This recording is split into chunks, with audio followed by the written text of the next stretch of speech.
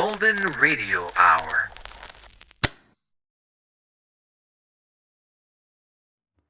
Have you heard the weird tales of the Whistler?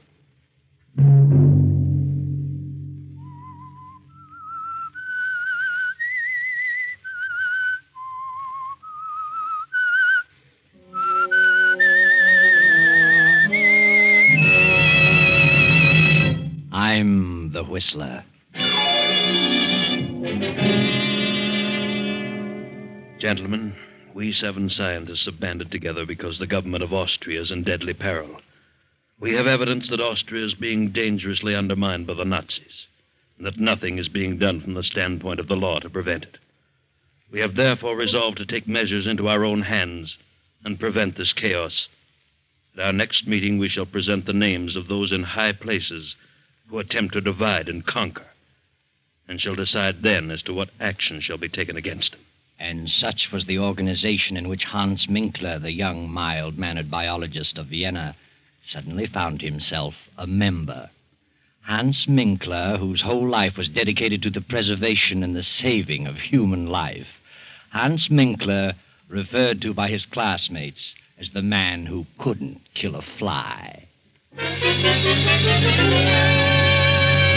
Saturday night, and again CBS presents The Whistler.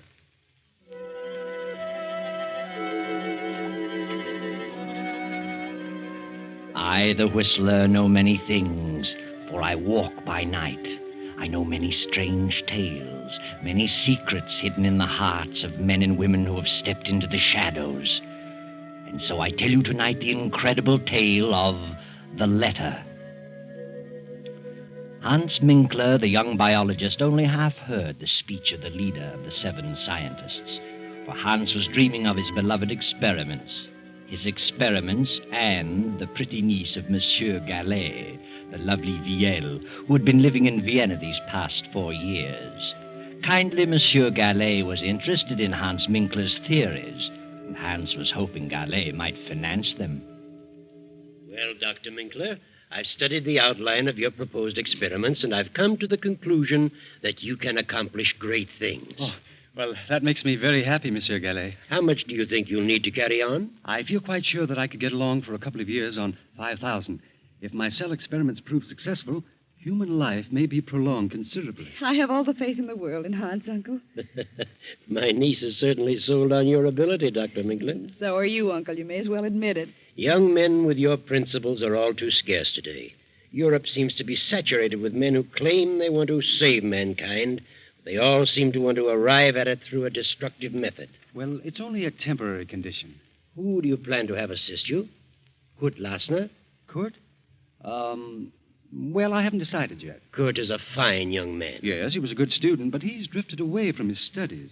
He's become absorbed in politics. Very well, Hans. I'll start you out with 5,000. Is that the way you want it, Viel? Yes, Uncle, you're a darling. Oh, I hope that someday I may be able to repay you. See who that is, Viel. Come into the library, Hans. I'll give you a check. Yes, of course. Oh, good evening, Kurt. Hello, Viel. Well, how are you? Very well, Kurt. You're very lovely this evening. Thank you. Yes, indeed. The prettiest girl in Vienna. Is Hans here? I said I'd pick him up on my way downtown. Yes, he's talking to Uncle, talking business. My, I've had a busy day. Not enough hours to go around. Sit down, Kurt. Thanks. Kurt, why have you given up your career? Biology? Oh, I don't know. But you could do so much good. You were so well equipped to carry on in science. Think of the things yet to be done. I'm going to do things. Great things. I mean things that will really benefit mankind. Well, that's what I mean, too. You know, you sound like Hans. Hans is very sad about your dropping your work. He counted on your helping him in his experiments. Oh, he'll get over it. Besides, those experiments can wait a while. No, Hans is going ahead. Who's going to help him? I am, if no one else. You? Well, how can you help him? I can learn biology. But it'll take a lot of money to do what he planned. He has the money. It's all arranged. My uncle has financed him. Your uncle? Yes. Well, I wish Hans luck. And I'm going to marry Hans. What? You and Hans? Well, what a surprise. Yes, I've made up my mind. I see. Well, I guess... Good evening, Kurt. Glad to see you. Good evening. Hello, Kurt. Oh, have you heard the good news? Yes, Viel just told me. And I wish you both good luck. I hope you'll be very happy. When's the wedding? Wedding? What wedding? Oh, yes. Me, of course. Typical absent-minded professor. See, look, I have the money for my experiments. Well, Hans, it's 7:45. We better run along. We have an appointment at 8. Oh, yes, the meeting. I'd forgotten. Yes, I'll be right with you. Goodbye, monsieur. Bye. Good night, Pierre. Darling. Good night, Hans, dear. I'll see you in the morning.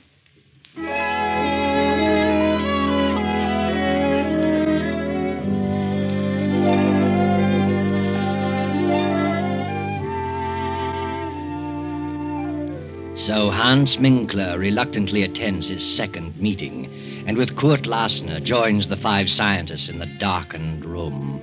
The single low lamp on the table casts their shadows on the wall. The leader is speaking again. Gentlemen, we have learned who these fifth columnists are. So it is our duty as loyal citizens to take action against these men. We have learned who the leader is, and naturally he must be the first one to go. In this envelope I have his name. We will now draw lots to select the one among us to carry out instructions which will be read later. Are you ready with the straws, Kurt Lassner? Ready, sir. This is an old and simple method, but since there are only 7 of us, it will suffice. Proceed, Kurt. Yes. 1, 2, 3, 4, 5, 6, 7. All of us have drawn, sir. Good. Here's the envelope containing the name of our victim. Who has the short straw? Well, I guess I have. Hans Minkler. Here's the envelope. But before you open it, we must tell you what the committee has decided to do about this man. He is to die. Die? And that task has fallen to you. You mean this man is to be murdered? Exactly. What? You don't know me, gentlemen. I'm a saver of life. I wouldn't consider such a thing for a moment. Herr Minkler, you are a member of this group. You know our secrets. It will be best for us and for you if you completely forget your scruples. Oh, but I can't belong to a society with such diabolical purposes. Why, I didn't realize what this was all about. Oh, no, I withdraw. It's too late to think about withdrawing. Do you mean that you actually expect me to kill someone? You have been selected. You are fools. Oh, I couldn't kill a fly. I couldn't harm a living thing if the whole country went up in smoke. This is the most ridiculous thing I've ever heard of. You're not scientists. You're a band of madmen. Fiends. Sit down, Hans Minkler. We're not a band of madmen, and we are not fiends. We are loyal patriots of Austria who are determined to save our country. Any one of us might have drawn that straw. Well, I don't want to be a party to such a plan. I'll not commit murder. Unfortunately, you know too much about us now to pull out. And suppose I refuse? Then you will accomplish nothing. Not only will we eradicate our selected victim, but we'll see to it that you are eradicated with him. Who is this victim? Open the envelope. Very well. What? Why, you are insane. The whole lot of you. Monsieur Gallet is the soul of honor. Monsieur Gallet is one of the most honest men I've ever met. Monsieur Gallet is the leader of the Nazi party. I don't believe it. Why, I'm to marry his niece. Did you say Monsieur Gallet? Yes, you know that's ridiculous, Kurt. He'd never do such a thing. Gallet is the leader. We have proof. He also has a very lovely niece. And I'm sure you'd want nothing to happen to her. Would you, Herr Minkler? No. No, I wouldn't. But you must give me time. Time to think. There is nothing to think about. It has been decided. Gallet must be exterminated within 12 hours. Very well. And there's nothing else for me to do. Good night, gentlemen. Good night, Herr Minkler. And remember, if you don't accomplish this task within 12 hours, we will be forced to take care of you. And if we can't find you, we will find the girl. Yes, I understand. Good night.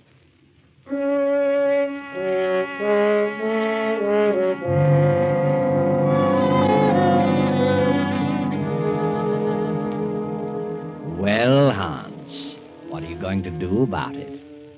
You've sat in your apartment for 2 hours now. Which shall it be? 3 lives are at stake. The uncle's and yours and Viel's. Hans gets his car and drives to Monsieur Gallet's home. Well, hello, Hans. What on earth are you doing here? I didn't expect you back this evening. Where is Viel? Why, she went to some friends. She probably won't be back till after midnight. What on earth's wrong with you? Get your hat and coat, Monsieur Gillet. What? Have you been drinking, Hans? Get your hat and coat. Now, wait a minute. Suppose you There's explain no what... time for explanations. Get your things. What for? You're coming with me. I was just ready to turn in. You better run along, Hans. You feel better in the morning. Put up your hands, Monsieur Gillet. What? This is the funniest thing I've ever encountered. Have you really got a gun in your pocket? I have. I hope you don't force me to prove it. Well, this is certainly a surprise.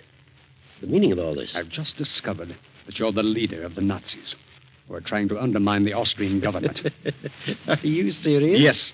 Who told you such a thing? There's an organization which is determined to eradicate all Nazis one by one, and you are the leader. Read this.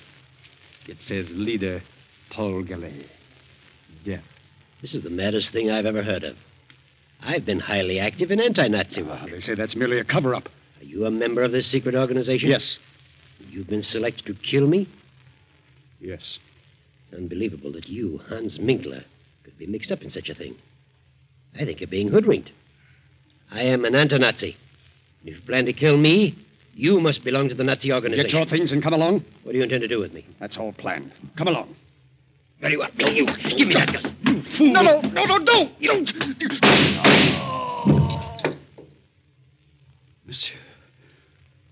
Monsieur. Good Lord.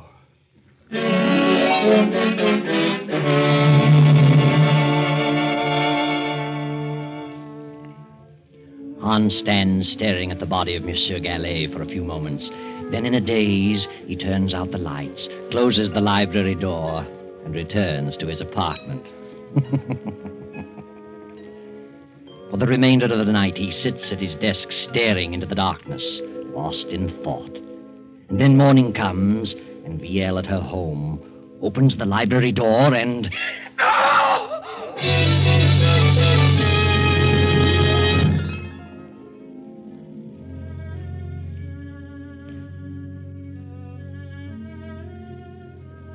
Well, he's been dead about 8 hours, Fräulein. Who on earth would do such a thing? He had no enemies. He was quite active in anti-Nazi work. Yes. Here's something we found on the library floor. A pipe? Yes. The bowl is hand-carved, has initials on it. As you see, the stem is broken. Have you ever seen this pipe before? Well, I don't remember. There's something else we found, a note, which reads, Leader Paul Gallet, death. Do you recognize the handwriting? No. Do you know anyone whose initials are HM, the initials carved on the pipe bowl?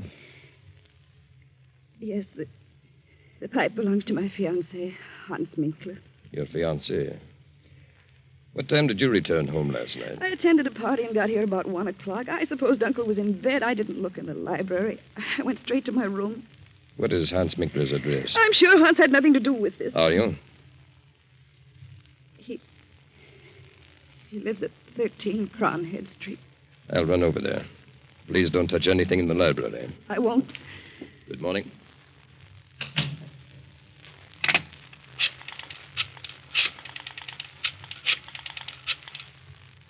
Kurt, something terrible's happened. Uncle was murdered last night.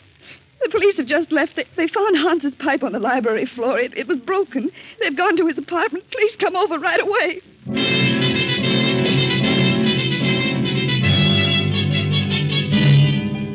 Hello, Hans.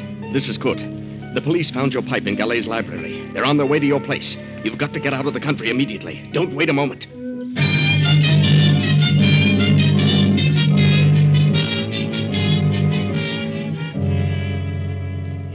Oh, Kurt, it's terrible. Now, control yourself, Ian. Oh, Kurt, I can't imagine why anyone would do such a thing.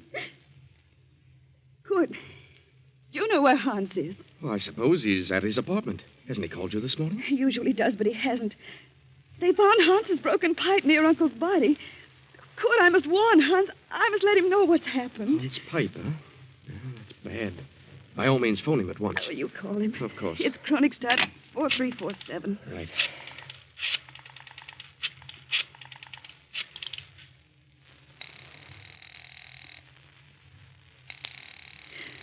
It's ringing. He must be there. He would have answered by now. Where could he be? I haven't the slightest idea. But he always calls me before this. Kurt, it isn't possible. It can't be. Now, just try to control yourself, Yale. Oh, see who it is, Kurt. Special delivery. Sign here, please. Well, thank you. Who's it for? For you. Kurt. It's from Hans. Good heavens, read it. Leaving Vienna on important business. Contact me at 16 Rue de Roche, Paris, under name of Pierre Cabot, H.M. Well, I don't understand it. What does he mean? What important business? Why should he disappear like this? I've no idea, but it does look strange. Your uncle is murdered and Hans disappears. Oh, but what motive could he have had? But they found his pipe near Uncle's body. You know Hans had nothing to do with it. I'll admit he's always been rather peculiar, never seemed to let loose, always seemed to be on his guard, but I can think of no reason for this. What could this important business be? He never told me of it. And why on earth should he go to Paris under an assumed name? That is strange. Kurt, that officer said something. What? Well, you know that Uncle was active in anti-Nazi work. Do you suppose it could be a Nazi? Oh, why not? But who? Who do we know that's a Nazi? I certainly Wait don't. a minute. You just said that you felt Hans was always on his guard. Do you mean you felt he was concealing something? Well, there have been times when I've felt that, but on the whole, I've thought of him as a slow-thinking, absent-minded professor. But it does seem strange that the moment Uncle gave him the check, that this should happen and he should disappear. Maybe he went to visit our old pal, Jean Renault. You remember Jean? He was one of our classmates. But I have a strange feeling that Hans wouldn't go away like this without telling me beforehand, unless something were wrong. Do you suppose that Hans has been deceiving us all along? What makes you ask that? Well, it suddenly occurred to me that he spoke French without the trace of an accent. And I remember Jean Renault said once that he spoke English without an accent. So what? Well, if he did, where did he learn to do that? Certainly not by living in Vienna all his life. Oh, I see what you mean. Why didn't he tell me beforehand that he was leaving? But he wrote you this letter. Yes, but it wasn't written by the Hans I know. Oh, I think you'd better forget about it. Good. I didn't tell you this.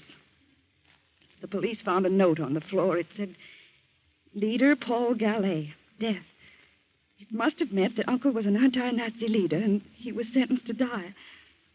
And if this ties in with Hans' disappearance, then Hans must have been connected with the Nazis. Oh, darling, you're getting yourself all worked up. You don't think Hans was a Nazi?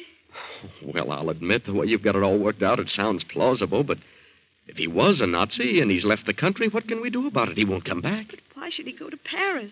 Well, Jean Renault was a good friend of ours. I'm sure Jean knows nothing about Hans being a Nazi. Jean would never suspect him. Maybe Paris is his next assignment. Nazis are just as busy in France as they are here. Let's see that letter from Hans. He says here, contact me 16 Rue de Roche, Paris. That's Renault's address, 16 Rue de Roche. Oh, good. I just can't believe it. How could I have been such a fool? I'll see who it is, darling. I'm Captain Gruber from police headquarters. Oh, come in, Captain. Sorry to trouble you again, Fräulein, but we went to Herr Minkler's apartment. He wasn't there. He wasn't. His car has not been in the garage all night. That's strange. We found this writing on the notepad on his desk. Is it his handwriting? Yes. He's written the same two words over and over again, Gallet and Lier. As though he tried to make up his mind about something. But what's become of his car? The car's been found. Where? In a public garage. From all indications, Minkler's left the country. Probably for France. Oh, why France? We've discovered that Hans Minkler is a French citizen. A French citizen? Well, he always led us to believe that he was a native Austrian. Now, we'll want to check things over a little further. We'll be back this afternoon. Please don't disturb anything. No, we won't. By the way, what is your name, sir? Oh, my name is Kurt Lasner. Good day. Kurt, what did you see? What were you looking at just then? What do you mean? What startled you on Uncle's desk? Well, nothing at all. Here, let me see. Good heavens, I see it. Here on the desk blotter, Uncle's handwriting, it says, Find Hans Minkler. And it was Hans. It was. Uncle was trying to tell us who did it. Maybe. To think that he could be so low as to take Uncle's money and then kill him. Oh, please, Viel. I just can't believe it. I won't believe it. I must. Well, I'm sorry to say that all the evidence is certainly against him. Oh, come, Viel. Try to get this off your mind. Try to get some rest. The police will take care of everything. Oh, yes, Kurt. I guess you're right. If Hans did do it, he'll pay. He's the one who'll do the suffering. Believe me.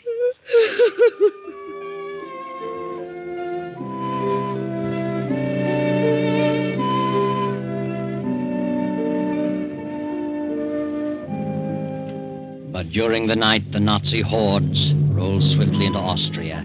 Without firing a shot, took over the reins of government. A few weeks later, France declared war.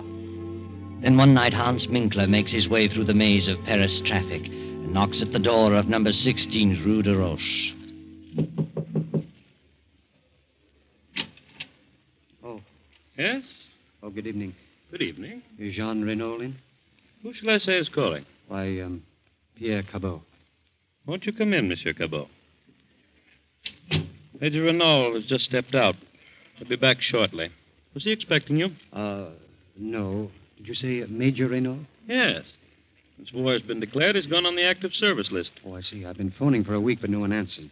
You haven't seen the Major in some time. No, I haven't. I've been in Austria for several years. Renault and I went to school together in Vienna. Oh. Are you by any chance Hans Minkler? How did you know that? Why are you traveling incognito? Well, where is Renault? I regret to inform you that Renault has been in Africa for some time. He's due back in a few weeks, however. Did you know Monsieur Gallet in Vienna? Why, yes. Who are you? I'm Monsieur Deveau, of the French Sûreté. Oh, police. Yes. Did you ever accept any money from Monsieur Gallet? Why are you asking me these questions? You never accepted money from Gallet? No. Search him, Henri. No, just a moment. Sorry, Minkler. I'll take the bill for Henri. Yes, sir. I don't understand all this. You understand, all right. Well. So you never received money from Gallet. What's this check for? Well, that's to help carry on my experiments. Undoubtedly. Monsieur Gallet was helping you and quite a number of others to carry on experiments. Others? I suppose you say you're new at this game. Game? I don't know what you mean. I had nothing to do with his death. Nothing. Yes, I believe that. Why should you kill one of your own? Oh, I don't know what you're talking about. If you were intending to carry on experiments in Vienna, why is this check drawn on the Bank of Paris? Well, maybe he had a surplus of funds here. Indeed, he did. How did you know I was coming here? We knew. Just what were your plans? Oh, this is ridiculous. I'm not a spy. I was engaged to marry Gallet's niece. Really? Some way I got mixed up with an organization which planned to rid Austria of all Nazis. They claimed that Monsieur Gallet was the leader in Vienna. I denied it. But nevertheless, I was selected to murder him. Oh, I see. And told that if I refused, they'd also kill me and my fiancée as well. I decided to get them out of the country. I went to Galet's home. My fiancée was not there. I knew there was no time to lose.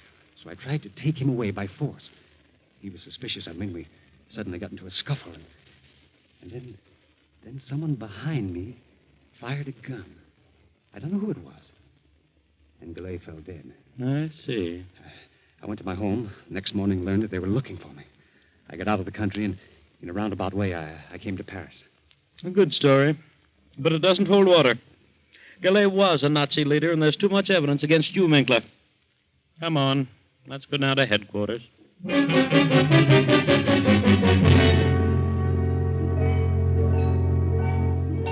2 weeks later, Jean Renault returns to Paris. Then, 6 weeks after Austria surrenders, Kurt and Viel escape from the Nazis and make their way to Paris. Jean Renault meets Kurt on the street and asks him to bring Viel to visit him at 16 Rue de Roche. Come in, Kurt. Well, Viel.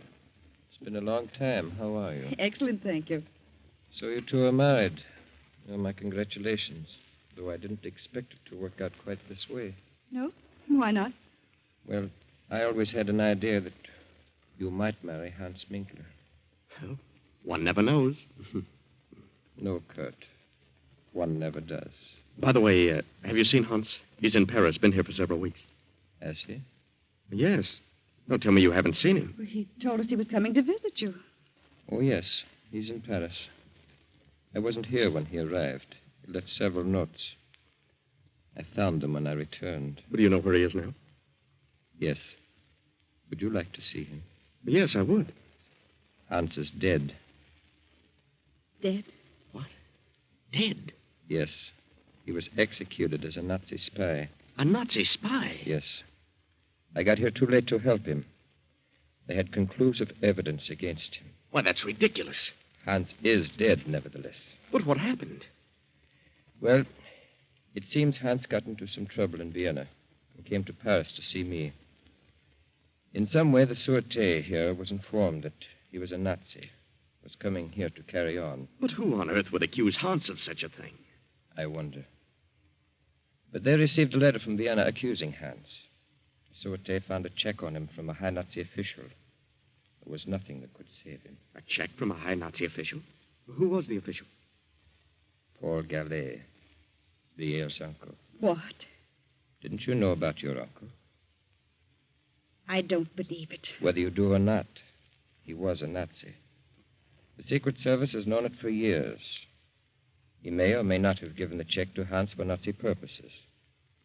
But the evidence was against Hans.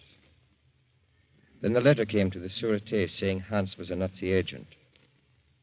They found him here, arrested him. That's all there was to it. But who would write such a letter? Hans had no enemies. Would you like to read the letter? Yes. Here it is. Hans Minkler, under alias of Pierre Capot, has given evidence of being a Nazi spy. Locate him at 16 Rue de Roche, Paris. And that's all that was necessary. How awful. I can't imagine such a thing. Notice the handwriting, Kurt. What? Ah, yes. Viel, this is your handwriting. It is not. I'm positive. You wrote this. No. Don't lie to me. I know your writing. You wrote this letter. All right. All right, I did. I was convinced that he'd deceived me. I was convinced he killed Uncle. Yes, I wrote it. How could you? Oh, I never dreamed Uncle was a Nazi. I thought Hans was a Nazi. I was determined to make him suffer. You believe me, don't you? Yes, Viel. I believe you. But I'm awfully, awfully sorry for you. Oh, poor Hans. Poor Hans. Oh, I'll never forgive myself. Yes, Viel. What a terrible injustice you have done. But someday, perhaps you'll learn what really happened to your uncle. It wasn't Hans who killed him. Hans didn't even have a gun, just a pipe. But Hans wanted to get him safely out of the country. And Kurt knew that Hans would never go through with the order of the Secret Seven. So he followed Hans. And when he saw what was happening, he shot Gallet and disappeared and let you think Hans did it. Because Kurt was in love with you, too, Viel.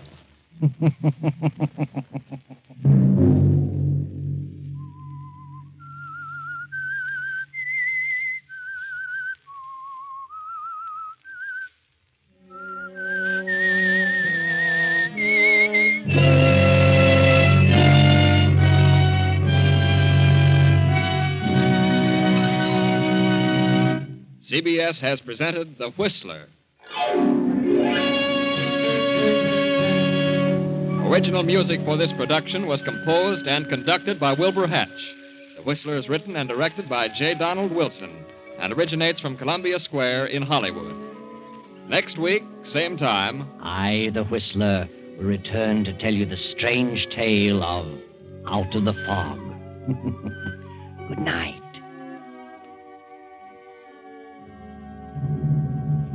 this is the Columbia Broadcasting System.